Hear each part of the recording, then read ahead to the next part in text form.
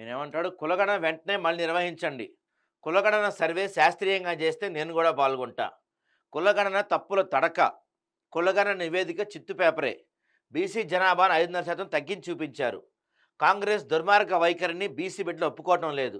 తెలంగాణ భవన్లో బీసీల ఇంటర్నల్ మీటింగ్లో కేటీఆర్ వెల్లడి. నిన్న బీసీలతో ఒక మీటింగ్ జరిగింది. మళ్ళీ నిర్వహించమంటున్నాడు ఈయన చూడండి.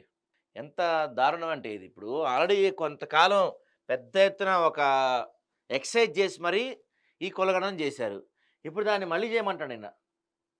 తెలంగాణ భవన్లో బీఆర్ఎస్ వర్కింగ్ ప్రెసిడెంట్ కేటీఆర్ ఆధ్వర్యంలో బీసీ నాయకుల సమావేశం నిర్వహించారు. తాజా రాజకీయ పరిణామాలపై పార్టీ సీనియర్ నేతలు, ముఖ్య నాయకులతో చర్చలు జరిపారు. ఈ సందర్భంగా కేటీఆర్ మాట్లాడుతూ బలహీన వర్గాలకి ప్రభుత్వం చేసిన నయవంచనను అసెంబ్లీలో, మండలిలో ఎండగట్టామన్నారు.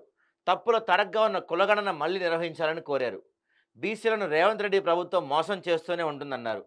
స్థానిక సంస్థల్లో బీసీలకు 42% రిజర్వేషన్లు ఇస్తామని కామారెడ్డిలో డిక్లరేషన్ చేశారు. కానీ కాంగ్రెస్ మాట తప్పింది.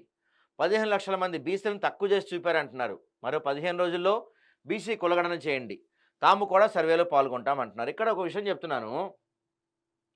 మరి నిన్న ఆ రోజు అసెంబ్లీలో మాట్లాడుతూ రేవంత్ రెడ్డి సరే కులగణన పక్కన పెడదాం, ఇప్పుడు దానికి చట్టబద్ధత కల్పించలేం కాబట్టి మేము 42% సీట్లు ఇస్తామని గట్టిగా చెప్పగలుగుతున్నారు.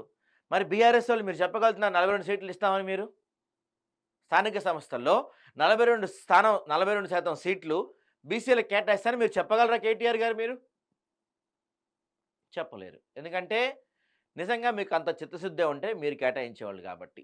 బీసీలపై అసలు స్థానిక సంస్థల ఎన్నికల్లో 33% ఉన్న బీసీ రిజర్వేషన్లు 19% తగ్గించింది మీరు కాదా? మీరే కదా! ఇప్పుడు మీకు బీసీలపై ఎక్కడలేని ప్రేమ పుట్టుకొస్తుందంటే జనాలు నవ్వుతున్నారండి నిజంగా కేటీఆర్ గారు.